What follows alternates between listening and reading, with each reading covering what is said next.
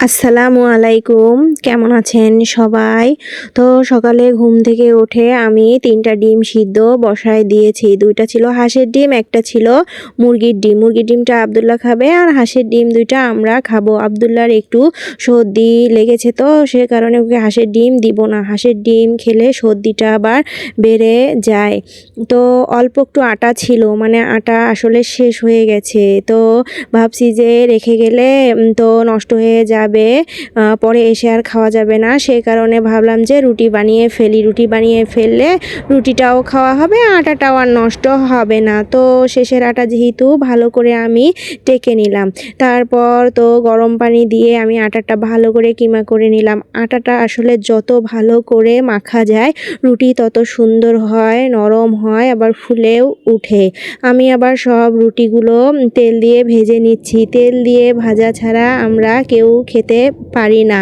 তো তেল দিয়ে রুটি ভেজে নিয়ে চা দিয়ে খেতে কিন্তু অনেক ভালো লাগে, বিশেষ করে দুধ চা দিয়ে খেতে খুবই মজা লাগে। তো এত বৃষ্টি পড়তেছিল যে আমি দুধ আনতে পারিনি।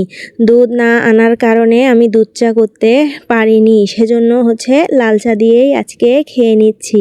তবে লাল চা কিন্তু অনেক উপকার। লাল চা দিয়েও খেতে এরকম তেল দিয়ে পরোটা ভেজে লাল চা দিয়ে খেতে কিন্তু ভালো লাগে। তো খাওয়া দাওয়া তো শেষ হয়ে গেল, এখন রান্না বান্না করব। যেহেতু ঈদের বাড়িতে যাব, তেমন সবজি বাজার কিচ্ছু করা হচ্ছে না, সেজন্য ভাবলাম যে আজকে আলুর ভর্তা আর আলু ভাজি করে নিব। তো ছোট ছোট আলু, তো ছোট ছোট আলুগুলো আমি কিছুটা বেছে নিলাম, ধুয়ে নিলাম। ধুয়ে নিয়ে রাইস কুকারে বসাই দিয়েছি। সিদ্ধ করে আগে নিব, তারপর তেলে ভেজে পাটায় ভর্তা করব। আর এদিকে আমি কিছুটা বড় আলু ছিল কয়েকটা, সেই বড় আলু কয়েকটা কুচি কুচি করে কেটে নিচ্ছি। এটা আমি ডিম দিয়ে ভাজি করে নিব।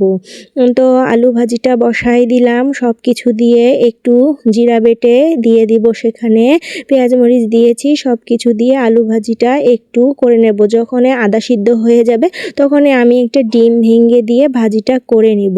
কিন্তু আজকে কি সমস্যায় যে পড়েছি আমি, এক এক করে তো সব কিছু করে ফেলছি। তো ভাজিটা বসায় দিয়েছি, কিন্তু ভাজিটা হয়নি, তাতে আবার গ্যাস শেষ হয়ে গিয়েছে।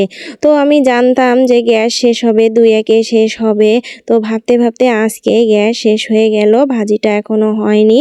তারপর কি আর করার, ভাজিটা আবার আমি রাইস কুকারের মধ্যে দিয়েছি। আর আমার কারেন্টের কোনো চুলা নেই, সে কারণে আমি রাইস কুকারেই দিলাম।